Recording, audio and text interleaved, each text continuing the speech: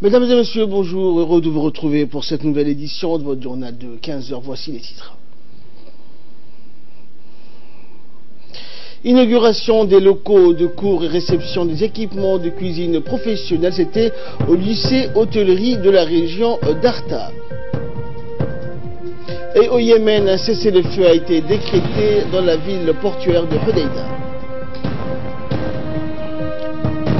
Merci à vous de nous rejoindre. Le ministre de la Santé s'est entretenu hier dans son cabinet avec Doualé Saïd, président de l'Agence nationale des personnes handicapées, en vue de discuter des voies et moyens d'améliorer les prises en charge et l'accès aux soins des personnes à besoins spéciaux.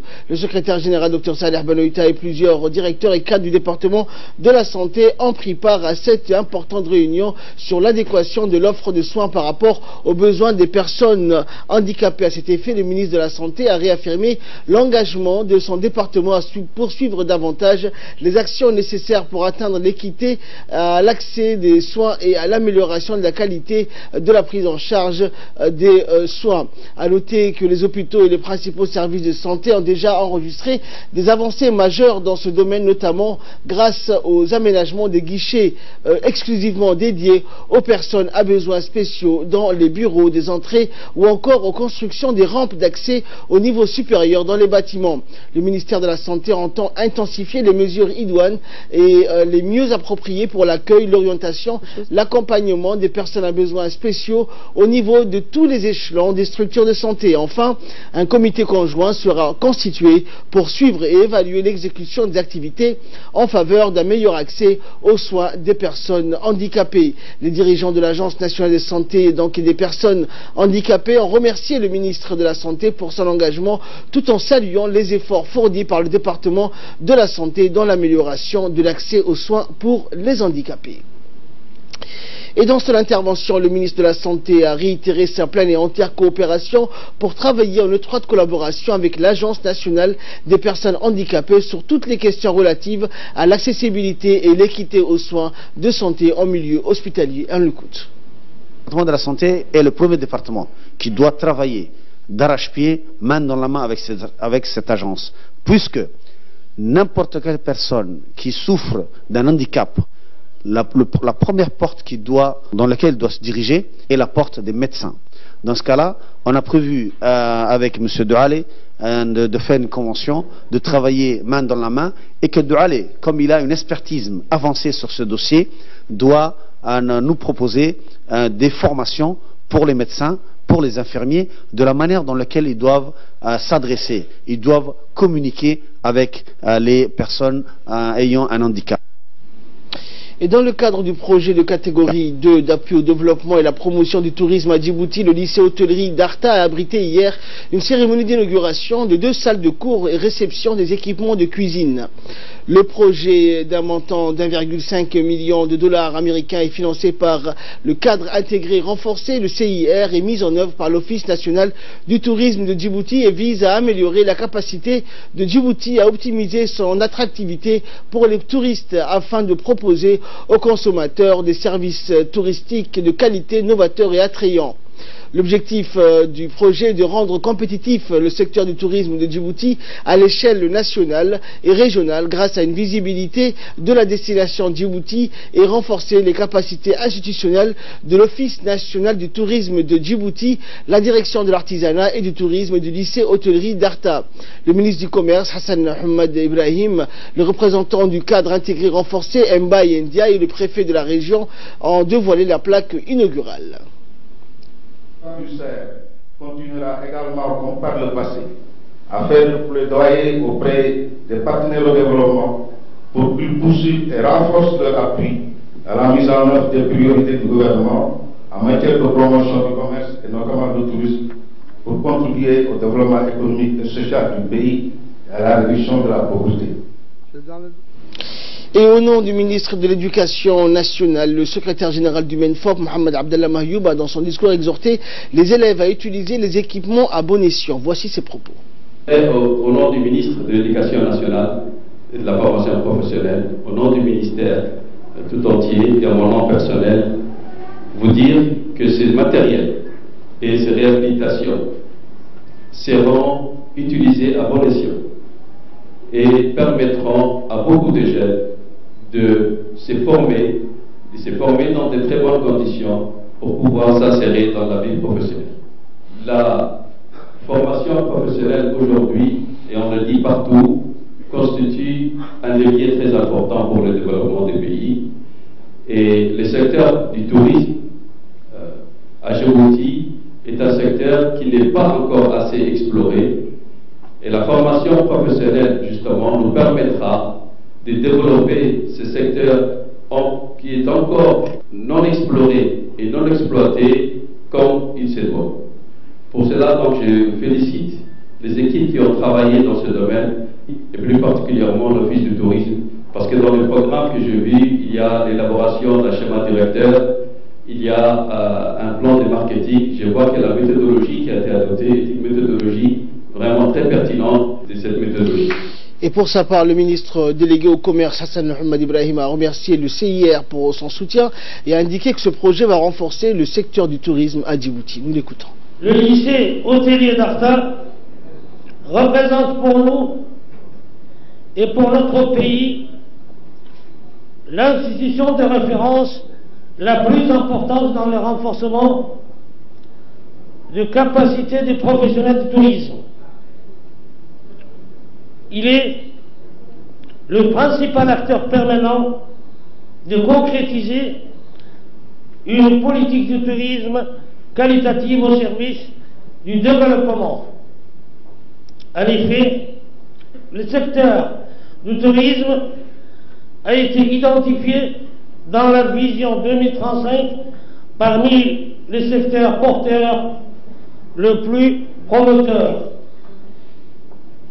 Mon département a décidé d'intervenir directement à travers le projet du cadre intégré renforcé, intitulé Projet de catégorie D pour le développement et la promotion du tourisme en faveur du renforcement du capacité technique et logistique du lycée hôtelier d'Arta. Toujours en nouvelle nationale, le secrétaire général du ministère de l'Éducation nationale, Mohamed Abdallah Mahyoub, a procédé hier en fin de matinée au lycée industriel et commercial à la clôture d'une formation des formateurs de l'enseignement technique et de la formation professionnelle axée sur l'entrepreneuriat.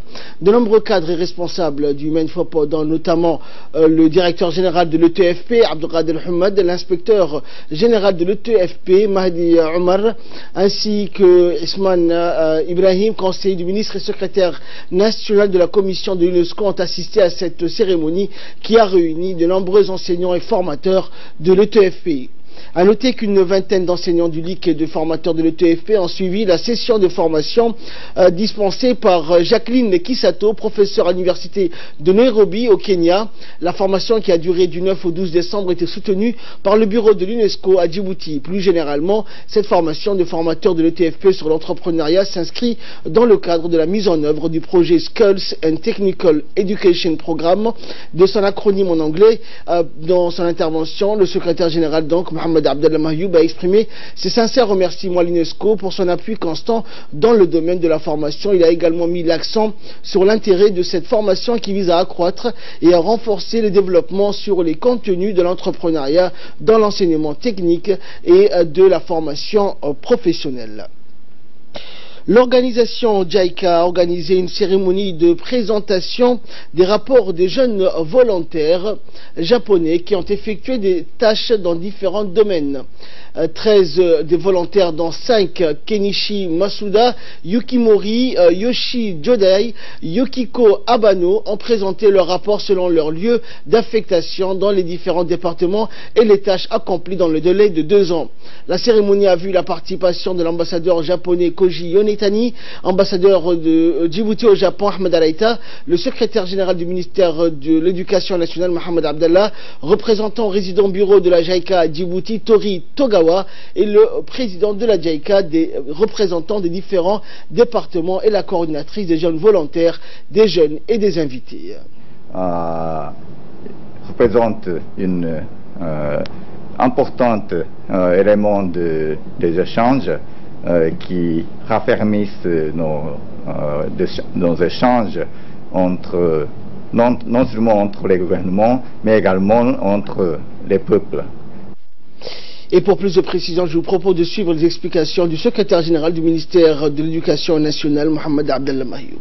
Au ministère de l'Éducation nationale et de la formation professionnelle, je voudrais exprimer toute la satisfaction que les jeunes volontaires, de l'apport de ces jeunes volontaires par rapport au domaine où ils interviennent. Ils interviennent dans beaucoup de domaines et nous sommes vraiment très satisfaits de leur implication, de leur dynamisme et des nouvelles visions qu'ils impulsent là où ils sont.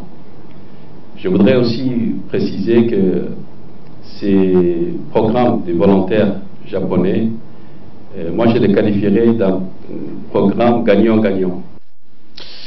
Également en nouvelle du pays, l'Organisation des Nations Unies pour l'alimentation et l'agriculture, la FAO, a organisé hier à Bend El Djedid un atelier de restitution des résultats de l'évaluation en genre dans les secteurs agricoles et du développement rural. Cette évaluation visait à exposer et analyser les inégalités liées au sexe dans l'accès aux ressources, à la connaissance, aux opportunités et au marché, et qui contribue à la faible productivité agricole ainsi qu'à l'insécurité alimentaire et nutritionnelle. Cet atelier a réuni divers acteurs, notamment les points focaux, genre des institutions et des organisations internationales, et a permis aux participants d'avoir une information détaillée sur la participation de la femme aux activités agricoles grâce à la présentation du rapport préparé par le consultant national qui a mené cette étude.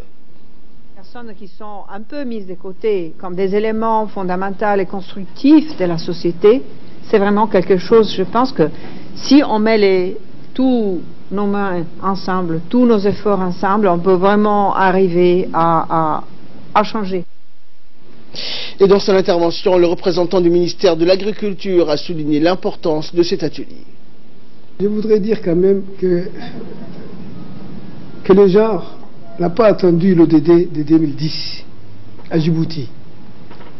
De par notre religion et nos coutumes, nos différentes coutumes, la mère a toujours représenté une vie.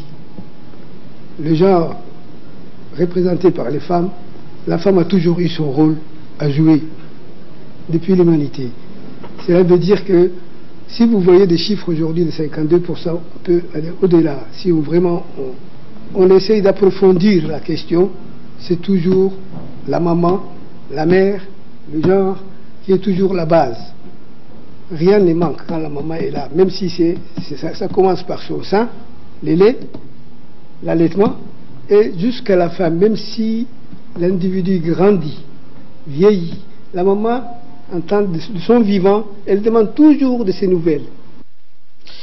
Et l'école saoudienne à Djibouti a organisé une cérémonie consacrée à la commémoration de la journée internationale de la langue arabe qui coïncide chaque année avec le 18 décembre. Le chargé d'affaires de l'ambassade saoudienne à Djibouti, Ishaq Ben Ibrahim Al-Uraini, et le directeur de l'école saoudienne Mohamed Alian Al-Harbi, le directeur de l'Institut islamique de Djibouti et de nombreux directeurs d'écoles privées arabes ont assisté à la cérémonie.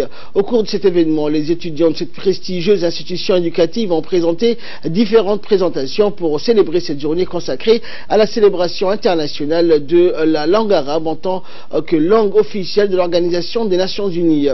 Dans un bref discours, le directeur de l'école saoudienne a souligné l'importance de la langue arabe au niveau international. Il a passé en revue les efforts déployés par les autorités saoudiennes sous la direction du roi Salman bin Abdulaziz et de son prince héritier pour servir la langue arabe et renforcer sa présence à l'échelle mondiale. Il a affirmé que l'école saoudienne était le fruit de la coopération éducative entre Djibouti et le Royaume d'Arabie Saoudite, soulignant son rôle dans l'éducation des enfants et la préparation des générations futures. Et à la fin de cette manifestation éducative, des prix ont été remis aux lauréats des différents concours organisés par l'école en marge des célébrations de la journée internationale de la langue arabe.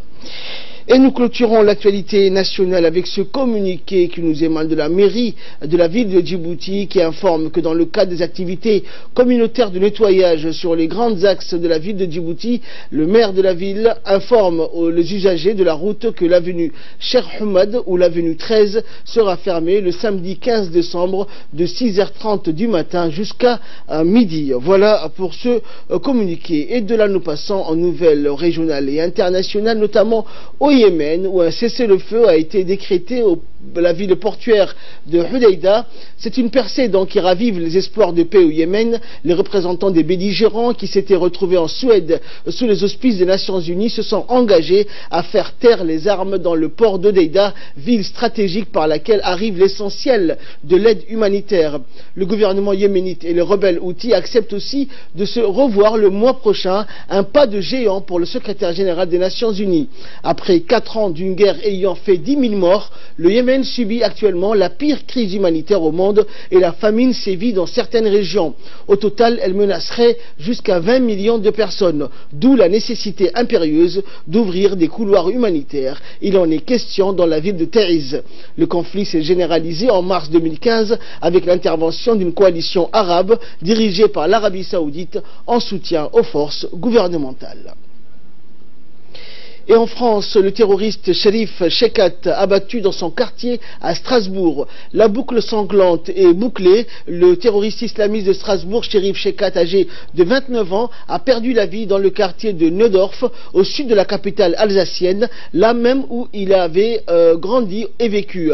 Après 2 jours de cavale, l'auteur de l'attentat qui a fait 3 morts et une douzaine de blessés mardi dernier sur le marché de Noël a été abattu par 3 policiers qui se sont retrouvés face à lui vers 21h hier soir. C'est tout près du stade de la Méno, à la hauteur du 74 de la rue de Lazarette, que l'affrontement a eu lieu. Le suspect marchait et les membres des forces de sécurité ont tenté de l'interpeller. Chekhat s'est alors retourné, faisant face aux fonctionnaires de police en tirant, a raconté le ministre français de l'Intérieur Christophe Castaner. Ils ont alors immédiatement riposté, a-t-il poursuivi. L'homme qui portait une arme de poing a été tué sur le coup. Après l'issue fatale, des dizaines de véhicules de police ont convergé vers les lieux et un périmètre de sécurité a été mis en place pour bloquer l'accès à la rue de Lazarette. Mais des badauds se sont peu à peu rassemblés près des barrières. Certains d'entre eux ont applaudi les policiers en criant des bravos. Et enfin, donc tension pour cette fin de la COP24 tendue à Katowice entre retard, désaccords et pression de toutes parts. Le secrétaire général de l'ONU a appelé à intensifier l'action devant un réchauffement galopant. Il n'y a aucun doute, a-t-il dit, c'est le moment de vérité. Gaspiller l'opportunité de Katowice compromettrait notre meilleure chance de stopper cette course du changement climatique. Ce ne serait pas seulement immoral, ce serait suicidaire. Les délégués et observateurs sont prudemment optimistes pour leur part. D'ici demain, peut-être que les choses vont rentrer dans l'ordre, sinon, dans l'état actuel, c'est un peu compliqué. Mettre sur pied un mode d'emploi de l'accord de Paris, c'était leur mission. C'est la fin de cette édition. Merci à vous de nous avoir suivis. Excellent après-midi sur Télé Djibouti.